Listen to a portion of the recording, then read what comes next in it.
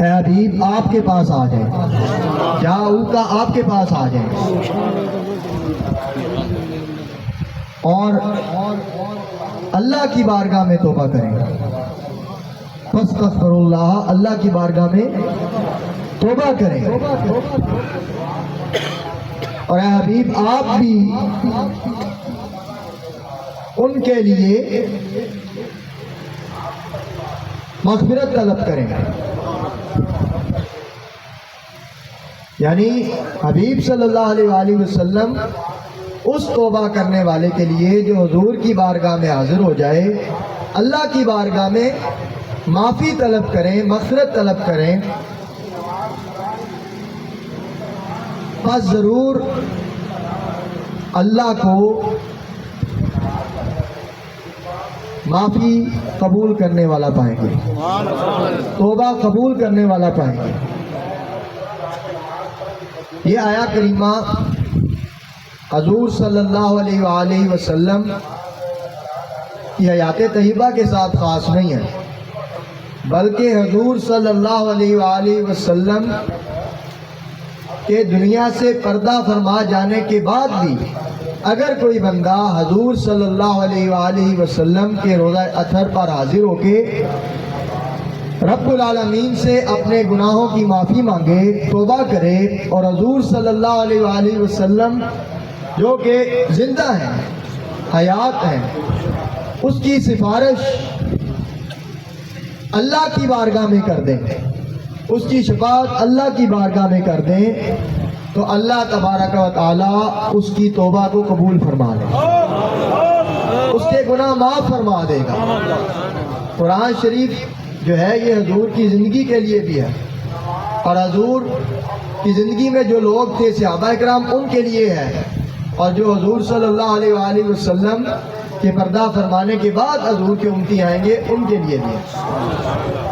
تو عزیزان گرامی، حضور پر نور شافی یوم النشور صلی اللہ علیہ وآلہ وسلم آپ کو رب العالمین نے اس ساری کائنات کے لیے رحمت بنا کر بھیجا۔ اس کائنات میں زمین بھی ہے، آسمان بھی ہے،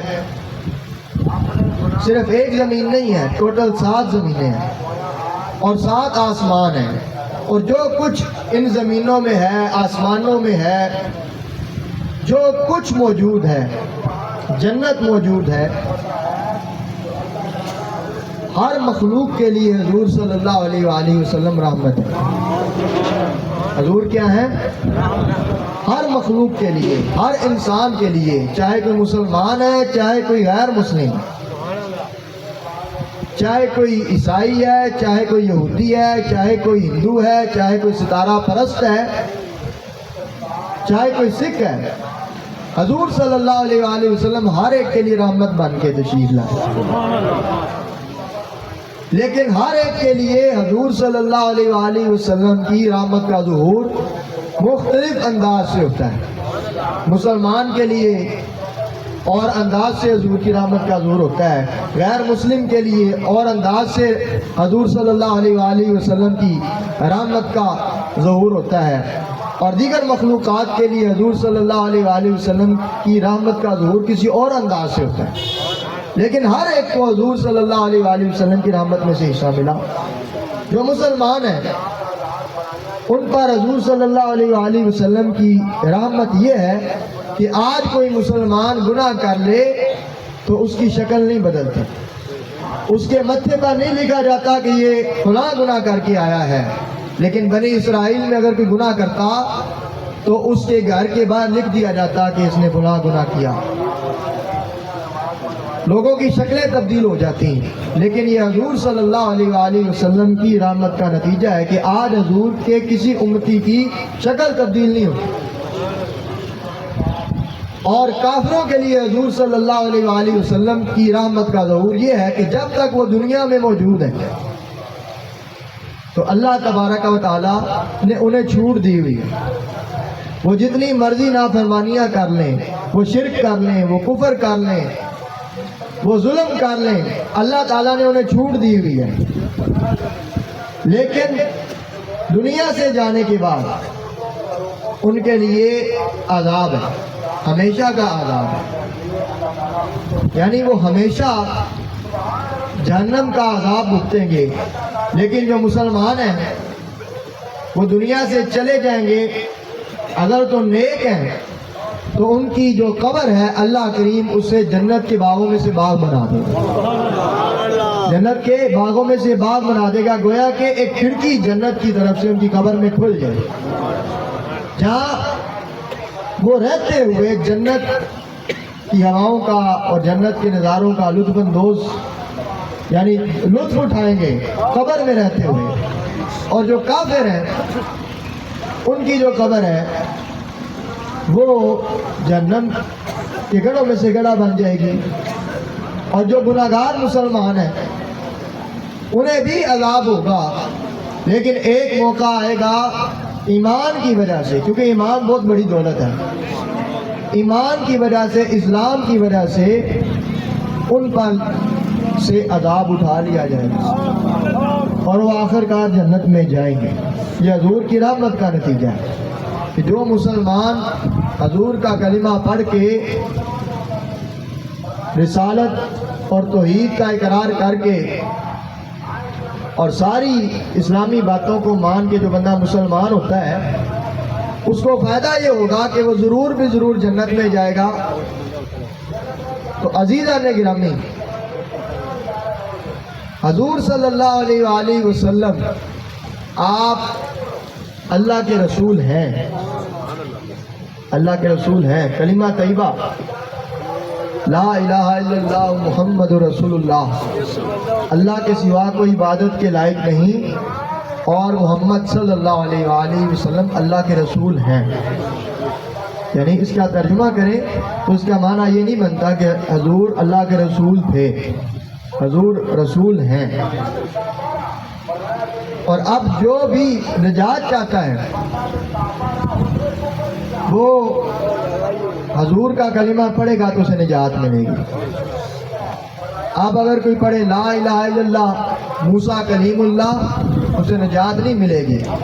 کوئی پڑھے لا الہ الا اللہ عیسیٰ روح اللہ، اسے نجات نہیں ملے گی، یعنی کہ میں عیسیٰ علیہ السلام کو امتی ہوں، حضور کو نہ مانے۔ ویسے پڑھے تو مسلمان پڑھے، حرج کوئی نہیں، لیکن اگر کہے کہ میں عیسائی ہوں یا میں یہودی ہوں تو اسے نجات نہیں ملے گی۔ نجات کا دار و مدار حضور صلی اللہ علیہ وآلہ وسلم کی رسالت کو ماننے میں ہے۔ تو عزیزان گرامی، حضور پر نور شافی یوم النشور صلی اللہ علیہ وآلہ وسلم، آپ کی محبت یہ ہمارے ایمان کی جان ہے۔ کیا ہے؟ ہمارے ایمان کی جان ہے۔ حضور کا ادب ہمارے ایمان کی جان ہے۔ ذرا برابر بے ادبی ہو جائے بندہ مسلمان نہیں رہتا۔ حضور صلی اللہ علیہ وآلہ وسلم کے جسم پاک کی بے ادبی کر دے کوئی، یا حضور کے منہ مبارک کی بے ادبی کر دے، وہ مسلمان نہیں رہتا۔ حتیٰ کہ حضور کے لباس مبارک کی کوئی بے ادبی کر دے وہ مسلمان نہیں رہتا۔ حضور کے نالین شریف کی بے ادبی کر دے وہ مسلمان نہیں رہتا۔ حضور صلی اللہ علیہ وآلہ وسلم کے مبارک لعاب شریف کی بے ادبی کر دے وہ مسلمان نہیں رہتا۔ حضور صلی اللہ علیہ وآلہ وسلم کے بول مبارک کی بے ادبی کر دے وہ مسلمان نہیں رہتا۔ یعنی جس چیز کو حضور صلی اللہ علیہ وآلہ وسلم کے ساتھ نسبت حاصل ہے، بندہ مومن پر لازم ہے کہ وہ اس کا ادب کرے۔ ادب جو ہے وہ بہت ضروری ہے۔ تو عزیزان گرامی، یہ جو خانقاہیں ہیں، یہ جو درسگاہیں ہیں اہل سنت کی، ان سے یہی درس ملتا ہے کہ ادب پہلا کرینہ ہے محبت کے کرینہ، یعنی ادب جو ہے یہ سب سے پہلی سیڑھی جو ہے ادب ہے۔ اور ادب اصل میں دین جو ہے یہ سراسر ادب کا نام ہے، ٹھیک ہے؟ دین جو ہے یہ سراسر ادب کا نام ہے۔ تو عزیزان گرامی، حضور صلی اللہ علیہ وآلہ وسلم کی اتباع یہ باعث نجات ہے۔ اللہ وحدہ لا شریک نے قرآن شریف میں ارشاد فرمایا وَأَطِيعُوا اللَّهَ وَأَطِيعُوا الرَّسُولَ، اور اللہ کی اطاعت کرو اور اس کے رسول کی اطاعت کرو۔ کیا فرمایا؟ اللہ کی اطاعت کرو اور اس کے رسول کی اطاعت کرو، یعنی جو حکم اللہ وحدہ لا شریک نے قرآن شریف میں فرمایا اس پر عمل کرو، اور جو حکم نبی پاک صلی اللہ علیہ وآلہ وسلم نے اپنے فرمان شریف میں حدیث شریف میں فرمایا اس پر عمل کرو۔ تو عزیزان گرامی قدر، حضور پر نور شافی یوم النشور صلی اللہ علیہ وآلہ وسلم آپ کی حدیث پاک ہے، حضور نے فرمایا من زار قبری وجبت لہو شفاعتی، جس نے میری قبر کی زیارت کی اس پر میری شفاعت واجب ہے۔ یعنی جو بندہ ایمان کی حالت میں، اسلام کی حالت میں حضور صلی اللہ علیہ وآلہ وسلم کی قبر شریف کی زیارت کر لے اور ایمان کی حالت میں ہی دنیا سے جائے، حضور صلی اللہ علیہ وآلہ وسلم کے فرمان کے مطابق اس پر حضور کی شفاعت لازم ہے، یعنی حضور اس کی ضرور بے ضرور شفاعت فرمائیں گے، روز قیامت ضرور بے ضرور اس کی سفارش فرمائیں گے۔ تو عزیزان گرامی، یہ ذہن میں رکھنا چاہیے، یہ بات ذہن میں رکھنی چاہیے، جو بخشش ہے انسان کی وہ رب کے فضل سے ہوئی، یہ بات ذہن میں ہر ایک کو رکھنی چاہیے۔ ہمارے اعمال جو ہیں وہ ناقص ہیں، ہم نماز پڑھیں اس میں کمیاں رہ جاتی ہیں، ہم روزے رکھیں ان میں کمیاں رہ جاتی ہیں، ہم زکوٰۃ دیں ان میں کمیاں رہ جاتی ہیں، زکوٰۃ کے اندر کمیاں رہ جاتی ہیں، صدقہ فطر دیں کوئی کمی رہ جاتی ہے، لیکن ہم نے نیک اعمال نہیں چھوڑنے، نیک اعمال نہیں چھوڑنے، لیکن اپنے عملوں پر اترانا بھی نہیں، تکبر بھی نہیں کرنا کہ ہم اپنے عملوں کی وجہ سے بخشے ہیں۔